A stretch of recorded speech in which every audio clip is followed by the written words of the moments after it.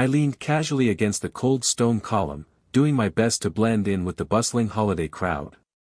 My eyes scanned the sea of shoppers, but I made sure not to draw attention to myself. Everyone seemed preoccupied, focused on buying gifts, sipping overpriced lattes, and endlessly scrolling through their phones. They had no idea what was happening beneath the surface. The reassuring weight of my concealed sidearm pressed against my ribs, a stark contrast to the presence I carried. I'd just returned from Dubai, where every instinct and ounce of training had been put to the test. Out there, it wasn't about firepower, it was about wit and hand-to-hand combat. If anything, the high-stakes work had sharpened my instincts to a deadly edge. I made my way to the food court, moving carefully, my senses on high alert. I dropped into a chair at a random table, pulling an abandoned soda cup in front of me to look less conspicuous. It was a weak cover, but it would have to do. My mind raced as I tried to process the bombshell I'd just uncovered. Fury surged through my veins like an electric current, making it nearly impossible to sit still. But years of grueling training kept my exterior calm, even as my thoughts churned with cold, calculated anger. Everything had fallen apart, but I'd made sure at least one of them wouldn't be walking away. Maybe two. My wife, Madison, and her so-called business partner, Graham Blackwell, the infamous arms dealer everyone whispered about as the Phantom. Just thinking of their names was enough to make my jaw clench. It seemed someone had forgotten I'd spent years as a Navy SEAL before transitioning to cybersecurity. I wasn't just good at my job, I was damn near unbeatable. My past was littered with enemies who hadn't lived to see another day. Now, it looked like Madison and Blackwell were about to join that list. If they'd tried to kill me, they'd been careless. Sloppy. Real professionals didn't operate like that, especially not against someone like me. I pulled out a cheap burner phone I'd picked up from a kiosk earlier. The vendor hadn't fully bought my story about a bank issue, but $200 in cash had convinced him to look the other way. I was sure he'd report it to someone higher up, but it didn't matter. I only needed the phone for a few calls, this wouldn't take long. Digging through my wallet, I found a crumpled piece of a business card and carefully keyed in the number scrawled across it. When the line connected, a clipped, professional voice answered. A2 Executive Services, the woman said crisply. I steadied my voice, masking the storm of emotions beneath. I need help, I said evenly. My wife is trying to kill me. Before I could say anything else, the line went dead. I stared at the phone, cursing under my breath. It felt like a dead end, but I couldn't let it be. If no one else would help me, I'd have to deal with this myself. Madison and Blackwell wouldn't get away with this. Not a chance. My phone buzzed unexpectedly in my hand, pulling me out of my thoughts. A text from an unfamiliar number flashed across the screen, containing nothing but a link. With nothing left to lose, I tapped it. The phone began downloading an app, and after a few tense seconds, an unfamiliar icon appeared, a stylized K2. I pressed it, and the phone automatically placed a call. K2 Executive Services, a muffled, distorted voice answered, as though the speaker was underwater. Please hold your phone at arm's length and look into the screen. I hesitated briefly but complied, holding the phone up. The screen lit up as it captured my picture. For a fleeting moment, my face appeared on the screen, pale and drawn. The combination of shock, fury, and exhaustion had drained all color from my complexion. Almost immediately, the voice returned. Name, please, the woman on the other end requested. Ethan Thorne, I replied, keeping my tone measured. There was a brief pause, but it was enough to make me uncomfortable. It felt as though she was running a background check, or worse, pulling my credit score. Your operational status, the voice asked, crisp and detached. Armed, uninjured, but in urgent need of assistance, I replied, keeping my tone steady. What is the nature of your situation? My wife is working with an arms dealer named Graham Blackwell, I explained, the words bitter in my mouth. They've been selling classified intel I had access to. I need to neutralize the threat. Please hold, the voice said, almost mechanical in its calm. Then, to my disbelief, hold music began playing. The girl from Ipanema. Seriously? I stared at the phone, momentarily stunned by the absurdity. After a few moments, the voice returned. Thank you for waiting. We have an asset in your vicinity. Proceed to the south entrance of the mall and wait near the men's restroom. The contractor will arrive within 30 minutes. I might not have 30 minutes, I said sharply. They could already be closing in. If the situation escalates, the contractor will arrange for immediate extraction. Do you require medical assistance? Negative, I said firmly. I'm combat ready. The line went dead with a cold, final click.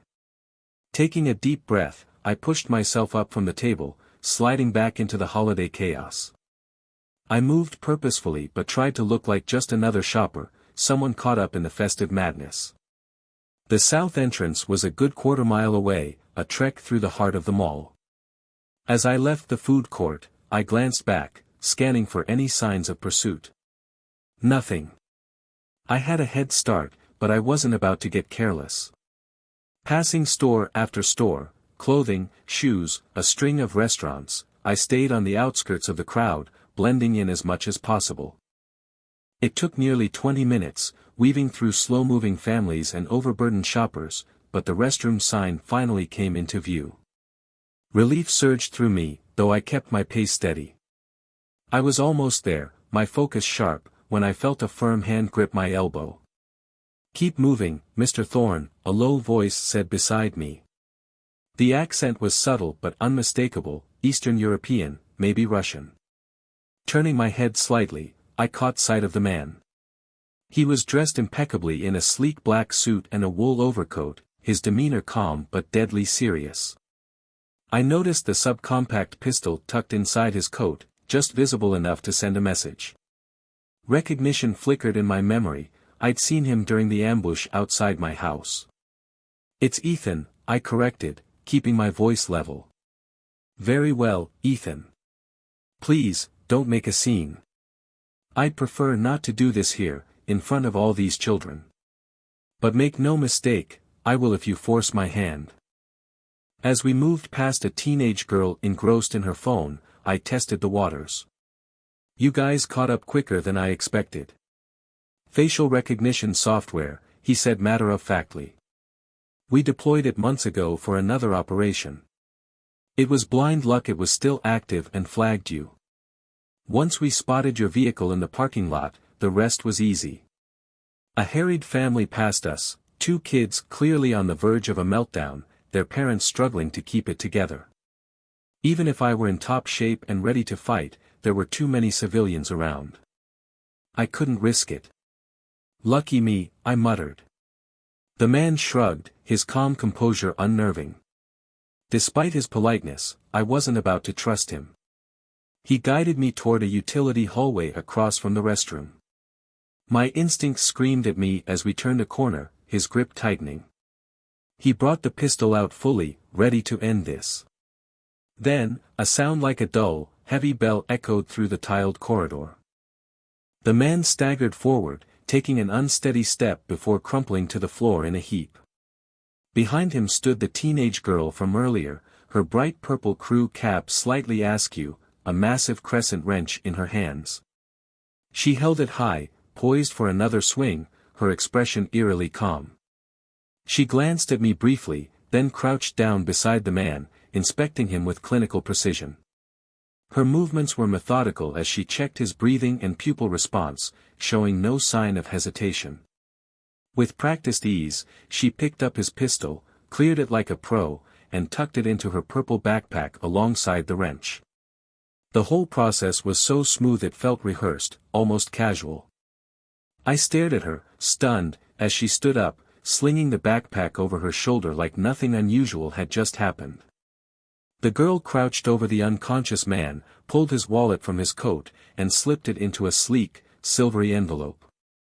In one fluid motion, she removed the battery from his phone and tossed it into a nearby trash can before adding the phone to the envelope with the wallet. Rising to her feet, she extended her hand toward me, her expression hard and unyielding. "Come with me if you want to live." I just stared at her, my brow furrowing. Her lips twitched into a smirk, her eyes glinting with amusement. "Damn, I've always wanted to say that. Let's check the damage. Any injuries?" "No injuries," I said, my tone calm but steely. "Just a burning need for payback."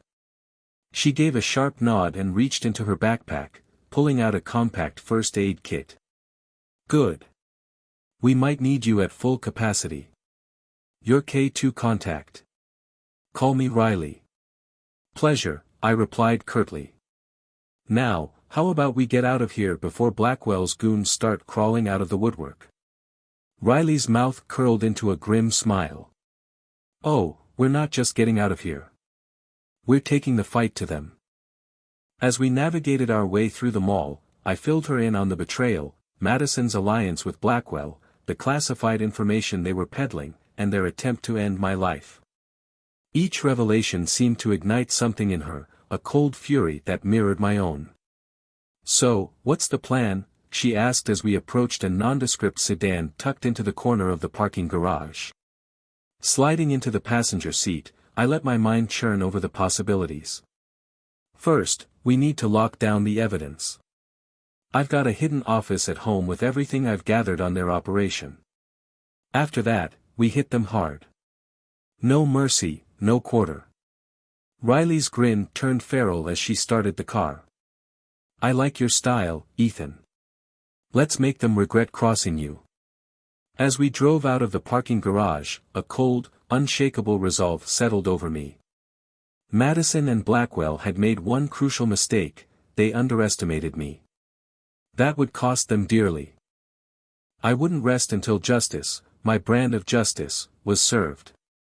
The drive to my house was tense, every shadow seeming to harbor potential threats. Riley's driving was sharp and efficient, her eyes constantly scanning the road and her surroundings. It was clear she was no stranger to high-pressure situations. When we finally turned onto my street, my jaw tightened at the sight of the sleek Aston Martin parked in my driveway. "Nice car," I muttered, the sarcasm heavy in my tone. Riley glanced at me, her eyes narrowing. "A gift from a friend, I assume?" I nodded, my teeth clenched. "Madison's new toy. Courtesy of Blackwell. I guess he likes to keep his assets happy." We parked a block away, slipping into the cover of darkness as we approached the house on foot. Moving silently, we used the shadows of neighboring properties to mask our movements. Through the living room window, I spotted Madison pacing nervously, a phone pressed to her ear. "Looks like someone's feeling the heat," Riley murmured. "What's the play?" I considered our options. "We need that evidence. I'll draw her out, create a distraction. You slip inside and grab the data from my office. It's behind a hidden panel in the study. Third bookshelf on the left. War and Peace is the trigger." Riley's eyes glinted with determination as she nodded. "And if she gets in my way?" My voice turned cold. "Do what you have to, but leave her breathing. I want answers before this ends." With a silent nod, Riley melted into the shadows, disappearing around the back of the house. I stood for a moment, steadying myself, then strode up to the front door and rang the bell. The look on Madison's face when she opened the door was priceless: shock, confusion, and a flash of fear. "Ethan, but how?" I brushed past her without hesitation, my eyes scanning the room for any immediate threats. "Surprised to see me alive, darling?" I said, my voice laced with venom. "Sorry to disappoint." Her expression quickly shifted, the shock giving way to feigned concern. "Ethan, thank God you're all right. I've been so worried. When I heard about the attack." I cut her off, my tone sharp and icy. "Save it, Madison. I know everything, About Blackwell, about the classified intel you've been selling. Did you really think you could hide this from me? I asked, my voice cutting through the silence like a blade. Madison's face went pale, the mask of composure she had been clinging to shattering in an instant. You don't understand, Ethan. It's not what you think. Graham, Graham, I interrupted, spitting his name like it left a bitter taste in my mouth. On a first-name basis with the arms dealer now, are we? How charming of him to gift you that car. I'm sure it wasn't payment for betraying both your country and your husband. Her eyes darted around the room, frantically searching for an escape route. Please, just listen to me. Let me explain. You're in danger, Ethan. Graham has resources you can't even begin to comprehend. I stepped closer, my voice dropping to a low, menacing growl. I've faced worse, and I'm not in this alone anymore. A flicker of fear crossed her face. What do you mean? She asked, her voice trembling. Before I could answer, a muffled thud came from upstairs. Madison's head snapped toward the noise, panic flashing in her eyes. What was that? Is someone else here? I grabbed her arm before she could move. Doesn't matter. You're not going anywhere, Madison. It's time to face the consequences of your actions. As if on cue, Riley appeared at the top of the stairs, a small hard drive clutched tightly in her hand. Got it, she announced. We need to move. Madison's eyes widened in recognition. You're the girl from the mall. Who are you? What are you doing in my house? Riley didn't so much as glance at her, instead addressing me directly. Perimeter's still clear, but we shouldn't push our luck. What's the plan for her? She tilted her head toward Madison. I hesitated for a moment, weighing my options. She's coming with us, I said finally. Blackwell will be looking for her, and I want every piece of information she's been holding back. Ethan, please, Madison pleaded, her voice trembling. You don't know what you're doing. Graham will come after us, he'll kill us all. I tightened my grip on her arm, my voice ice cold. Let him try. But first, you're going to tell me everything, every detail, every contact, every secret. And God help you if I think you're lying. Riley nodded in silent agreement and led the way as we hustled Madison out to the car. Reality seemed to finally sink in for her as she stumbled along, her expression a mix of fear and resignation. The woman I had once loved, the life we had built together, it had all been a lie. But I couldn't afford to dwell on that now. Regret could wait. Delaney slipped behind the wheel, her focus razor-sharp as she navigated the quiet suburban streets. Madison sat silently in the back seat, her face a mask of dread. I kept my eyes on the road behind us, scanning for any signs of pursuit. Where are we going? She finally asked, her voice barely above a whisper. Somewhere safe, I said without looking at her. Somewhere Blackwell won't find us, at least not until we're ready for him. As the glow of the city faded into the distance, a grim satisfaction settled over me. The rules had changed, and I was the one in control now. Madison and Blackwell had no idea what was coming for them, and by the time they did, it would be too late. The road stretched ahead of us, dark and full of promise. They had tried to destroy me, to take everything I had built. Now it was my turn to strike, and I wouldn't show any mercy. Hours later, I leaned against the wall of the safe house, watching Madison as she paced the small room like a trapped animal. The last 24 hours had been a whirlwind of betrayal, violence, and cold, calculated decisions. In the harsh light of morning, the toll it had taken on her was clear. Good. She deserved to feel at least a fraction of the pain she'd caused. You can't keep me here forever, Ethan, she hissed, the pleading tone from earlier replaced with venom. I didn't bother to respond. Instead, I turned my attention to the bank of security monitors I had set up. The safe house was a fortress, every entrance was covered by layers of protection. If Blackwell's men somehow tracked us down, they'd find themselves in for a hell of a fight. Riley's voice crackled through the comm unit. Perimeters clear. No activity within a 5-mile radius. Copy that, I replied, my voice steady. Stay sharp. These people are slippery. Madison glared at me, her anger simmering just beneath the surface. But I didn't care. She had made her choices, and now, she'd live with the consequences. I could feel Madison's stare, sharp and unrelenting, drilling into the side of my face. When I finally turned to meet her gaze, the hatred in her eyes was almost tangible. You have no idea what you're up against, Ethan, she hissed, her voice trembling with a mix of anger and fear. Graham will find us. And when he does, he'll make sure you regret ever crossing him. I cut her off with an icy tone. Your partner made his first fatal mistake the moment he decided to use my wife against me. And you, I said, letting out a harsh, bitter laugh, you're an even bigger fool for going along with it. Her face twisted in rage. You arrogant bastard. You think you're better than everyone else, don't you? Always the big hero. The perfect soldier. Did it ever cross your mind that maybe I wanted more out of life than being some trophy wife to a man who cared more about his job than his marriage? A flicker of anger rose in me, but I pushed it down. So your solution was to betray your country? I said coldly. To throw in with a man who profits from death and destruction? Tell me, Madison, was it worth it? The money? The thrill?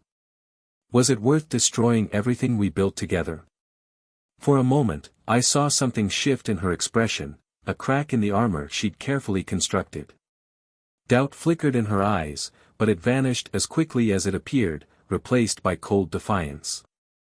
You don't understand, Ethan, she said firmly. Graham gave me a chance to have real power, not just stand in the background as window dressing for your career. And the information we sold? It wasn't just for money. It was going to make a difference in the world. I couldn't help but laugh, a sharp, mirthless sound. Oh, I'm sure it would have made a difference. More weapons in the hands of warlords, more innocent lives destroyed. You're delusional if you think Blackwell cares about anything but lining his own pockets. Before she could retort, my phone buzzed on the table. The message was from an unknown number, but I recognized the encryption immediately. My contact in the task force.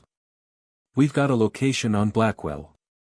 Private island off the coast. Major arms deal in 48 hours. Anticipation surged through me, cold and sharp. This was the opportunity I'd been waiting for, a chance to bring down Blackwell and dismantle his entire operation in one calculated strike. I turned back to Madison, a cold smile tugging at the corners of my mouth. Looks like your partner's luck is about to run out. Her eyes widened, fear breaking through her defiance. Ethan, please. You don't have to do this. We can work something out. I'll tell you everything, just don't go after Graham. He'll kill you. I stepped closer, lowering my voice to a dangerous growl. No, Madison. He'll try. And he'll fail. When the dust settles, you'll both rot in prison for the rest of your lives. She opened her mouth to plead again, but I turned away, already focusing on the task ahead. Her voice became background noise, drowned out by the cold clarity of my purpose. There was no room for hesitation. No room for mercy. Blackwell's empire had to fall, and I would be the one to bring it down. The hours that followed blurred into a frenzy of preparation. Weapons were inspected and rechecked. Intel was analyzed down to the smallest detail. I committed every piece of Blackwell's compound to memory. The task force assembled, a team of hardened operatives from various agencies, all with the same goal, take down one of the world's most dangerous arms dealers. As night fell, I made a final sweep of the safe house's security. Every system was online and flawless. Madison sat silently in the corner, her once defiant posture now slumped, the fight drained from her. I looked at her, feeling nothing. The woman I had loved was gone, replaced by a stranger, someone who had betrayed me in ways I couldn't forgive. "I'm leaving," I said flatly. "When this is over, the authorities will come for you. I suggest you start thinking about how to salvage whatever's left of your life." She looked up, her eyes hollow and rimmed with red.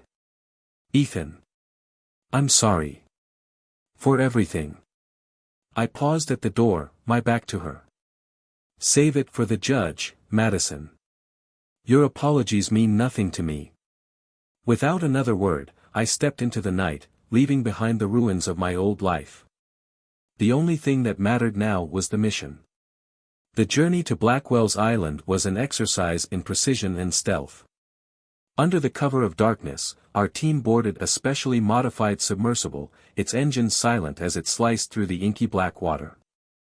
Every step of the operation had been meticulously planned, every variable accounted for.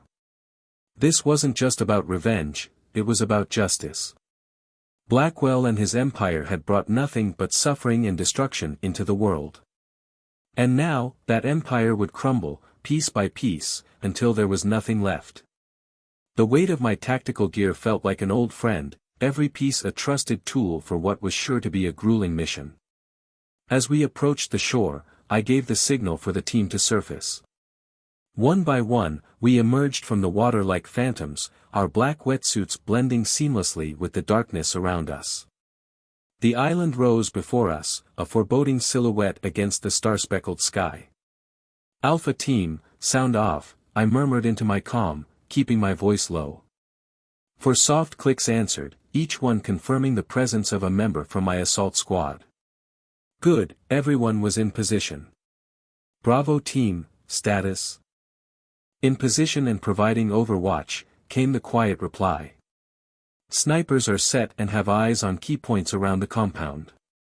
I took a deep breath, centering myself for the battle ahead. This wasn't just about taking down Graham Blackwell or avenging Madison's betrayal. It was about ending the reign of a man who thrived on chaos and profited from destruction. His empire had caused untold suffering, and I was determined to see it crumble, even if it cost me everything. "Remember, people," I said, my voice steady and deliberate, "Blackwell is our primary target. We want him alive if possible, but don't take unnecessary risks. Everyone else is expendable. Clear?" A chorus of quiet affirmatives came through the comm. I nodded, satisfied. These weren't rookies, they were the best of the best, professionals who understood the stakes. "All right, let's move." We advanced through the dense jungle surrounding the compound, our movements silent and deliberate. Years of training kicked in as every sense stayed on high alert, tuned to catch even the faintest sign of danger. The occasional chirp of a bird or the rustling of leaves in the humid breeze were the only sounds breaking the heavy stillness. When we reached the perimeter, I raised a fist, signaling the team to halt. Ahead, shrouded in shadows, was the first line of defense, a high wall crowned with razor wire and patrolled by armed guards.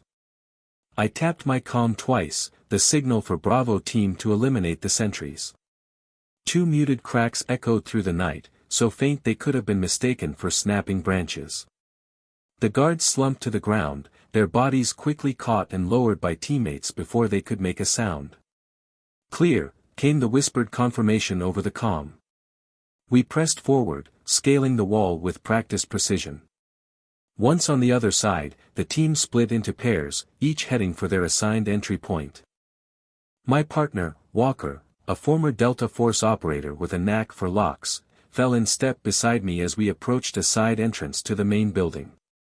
Walker's electronic bypass tool made quick work of the lock, and within seconds, we were inside. The cool, sterile air of the interior was a stark contrast to the oppressive heat outside. I signaled for Walker to take point, covering his advance as we moved deeper into the compound. The intel had been solid, the layout matched the briefing perfectly, allowing us to navigate the maze-like corridors with confidence. As we neared the central area, faint sounds reached us, muffled voices speaking in multiple languages, the clinking of glasses. The arms deal was already in progress. I tapped my comm 3 times, signaling the team to converge and prepare for breach. Moments later, I could sense the rest of the squad moving into position, surrounding the room like a coiled snake ready to strike. On my mark, I whispered. 3, 2, 1, execute. The world erupted into chaos. Flashbangs detonated in a blinding blaze of light and an ear-splitting roar, disorienting everyone in the room. We stormed in, weapons trained, shouting commands in a cacophony of languages. FBI. On the ground. Now. Hands where we can see them. Most of the buyers dropped immediately, stunned into submission by the sudden assault. A few tried to resist, reaching for weapons, but they were quickly neutralized. Amid the pandemonium, my eyes scanned the room, searching for one face. Then I saw him, Graham Blackwell, hovering near the back, attempting to slip away in the confusion. Not this time, you bastard, I muttered under my breath. I surged forward, determined not to let him escape. I charged through the chaos, weaving around panicked arms dealers and overturned furniture. My focus locked onto Blackwell, who froze for a split second when our eyes met. Recognition and fear flashed across his face before he turned to flee. But I was faster. Launching myself forward, I tackled him hard, driving him into the cold marble floor with all the force I could muster. He thrashed beneath me, managing to land a sharp elbow to my ribs, but adrenaline dulled the pain. It's over, Blackwell, I growled, pinning him face down with my knee pressed firmly into his back. You're done. He spat curses in a jumble of languages, struggling violently, but I wrenched his arms behind him and slapped on a pair of reinforced cuffs. I might have been a little rougher than necessary, but I wasn't feeling particularly charitable. Hauling him to his feet, I leaned in close, my voice low and sharp. You made a colossal mistake going after me and my family. Was it worth it? The fear in his eyes told me everything I needed to know. Blackwell had underestimated me, thought he could use Madison to manipulate me without facing any consequences. But now, as reality set in, I could see the dawning realization that he'd severely miscalculated. I shoved him toward Walker, who stepped in to take custody of the prisoner. Around us, the rest of the team moved with precision, securing the remaining arms dealers and cataloging evidence. The operation had gone off perfectly. As the adrenaline ebbed, I took a moment to absorb the scene. Years of relentless work and months of personal torment had led to this moment. Blackwell's empire was in shambles, his buyers were in handcuffs, and we now had a treasure trove of intelligence that would reshape the fight against global arms trafficking. But I didn't feel triumph or elation, just a cold, grim satisfaction. Justice had been served. A dangerous threat had been neutralized. Reflection could come later, for now, there was still work to do. I keyed my comm, speaking clearly. This is Alpha 1. Target secured. I repeat, Blackwell is in custody. Operation successful. The response came immediately. Copy that, Alpha 1. Outstanding work. Extraction team is en route. Secure the site and prepare for debrief. Acknowledging the order, I turned my attention back to the compound. The hardest part was over, but the night wasn't finished. Blackwell's fate was sealed, and soon Madison would face her own reckoning. Moving through the compound, I oversaw the collection of evidence and ensured prisoners were processed properly. For a brief moment, a small, cold smile crossed my face. They'd tried to destroy me, to use me for their gain. Instead, they'd only sealed their own fates. Let them rot in their cells, I thought.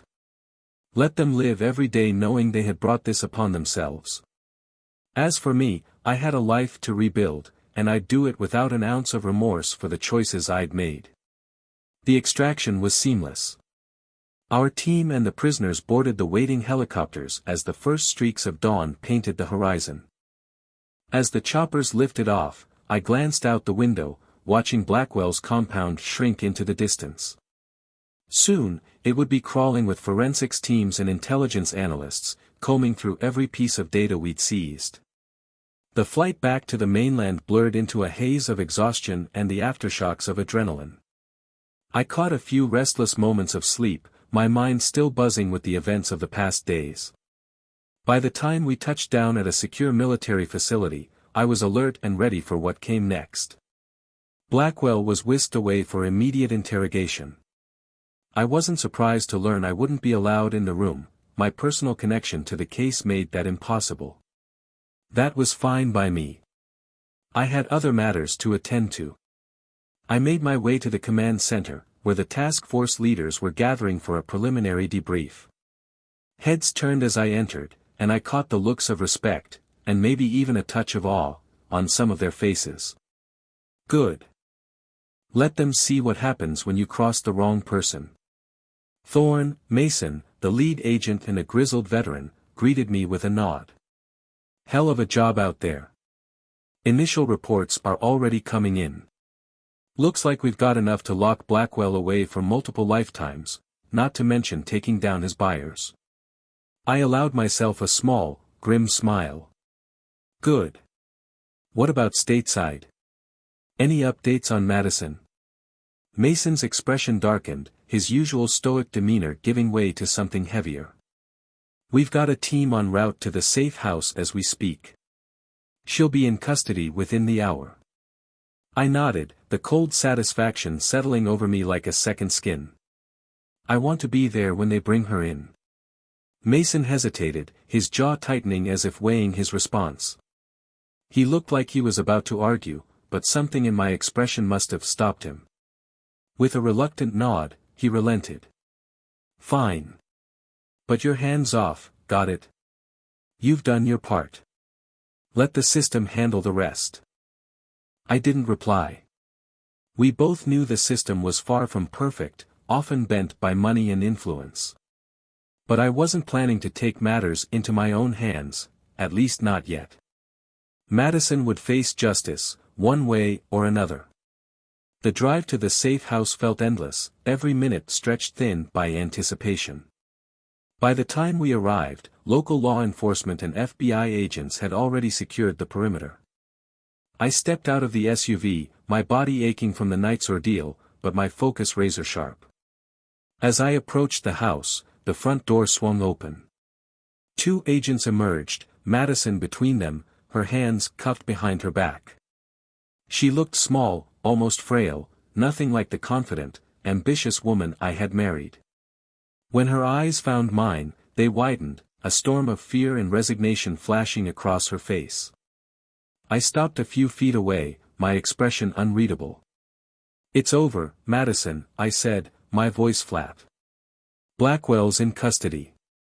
His entire operation has been dismantled. She stared at me, hollow-eyed, the weight of her choices etched into every line of her face. Finally, she whispered, what happens now? Now. A surge of cold anger rose in my chest. Now you face the consequences of your actions. Treason. Espionage. Conspiracy. I hope it was worth it. Her shoulders sagged under the weight of those words. Ethan, Save it, I snapped, cutting her off.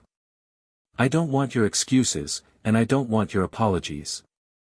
You made your choice. Now live with it. Unable to look at her any longer, I turned away.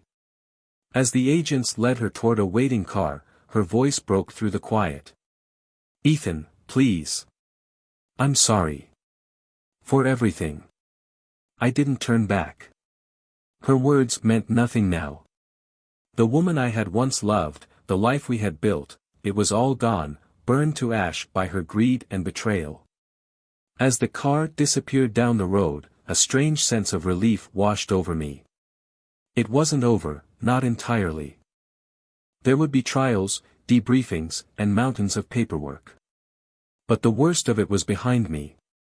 I had survived, turned the tables on those who sought to destroy me, and I had done it without compromising who I was. Mason approached, his weathered face set with a look of grudging respect. Hell of a job, Thorne. Not many could have pulled this off. I nodded, accepting the rare compliment. What's next? He raised an eyebrow. Next. You've got a mountain of paperwork waiting for you.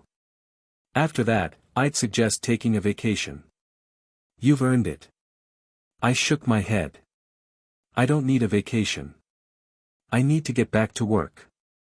Mason studied me, his sharp eyes taking in everything. All right, I'll see what I can do. But, Thorne, take some time to process all this. It's been one hell of a ride. As he walked away, I stood there, watching the sun rise higher in the sky. Process it? I muttered to myself. There was nothing to process. I had done what needed to be done, nothing more, nothing less. Madison and Blackwell had made their choices. Now, they would face the consequences. And me? I was ready for whatever came next. The betrayal had cut deep, but in its place was clarity. No more divided loyalties. No more secrets eroding my sense of purpose. I was a weapon, honed and ready, aimed at the next threat. The following weeks were a whirlwind of debriefings, court hearings, and endless meetings with lawyers. I handed over every shred of evidence I'd collected against Madison, ensuring she faced the full weight of her crimes. The divorce proceedings were swift and brutal. I made sure she wouldn't see a dime of what we'd once shared. Through it all, I stayed focused, driven. Regret had no place in my mind. Madison and Blackwell had made their choices, and now they were paying the price. As for me, my gaze was fixed firmly on the horizon, ready for whatever came next. The storm had passed, and the dust was beginning to settle. Months slipped by, and I found myself in a new apartment in Rome. The Eternal City, with its timeless beauty and layered history, felt like the perfect setting for this new chapter of my life. The events of the past year had changed me, reshaping who I was in ways I was still coming to understand. I was tougher now, sharper, but amidst all that, I'd found a strange, quiet peace. It was a calm evening when my secure line buzzed, a number I reserved strictly for official matters. Without hesitation, I answered. Thorne. The voice on the other end was unmistakable, my handler from the agency. We've got a situation brewing in Buenos Aires. Something that calls for your particular skill set. You interested? A familiar rush of anticipation surged through me. The thrill of a new mission was like a spark catching dry tinder. Details? Classified, the voice replied. Need to know basis only. But I can tell you this, it's big. Possibly bigger than Blackwell. There wasn't a moment of hesitation. I'm in. When do I leave? Wheels up in 6 hours. A car will pick you up. The line clicked off, and I was already moving. As I packed my go bag, I caught my reflection in the mirror. The man staring back at me wasn't the same person who had stumbled upon his wife's betrayal all those months ago. He was harder now, sharper at the edges. Colder, maybe, but also clearer in purpose. Gone were the secrets, the divided loyalties that had weighed me down. That betrayal had cut deep, but in the end, it had set me free. I was no longer burdened by doubts about who I was or where I belonged. Now, I was living as my truest self, a warrior, a protector, a force to be reckoned with. The anticipation built steadily as the plane to Buenos Aires taxied down the runway. By the time it lifted into the air, I was leaning back in my seat, a small, determined smile tugging at the corners of my mouth.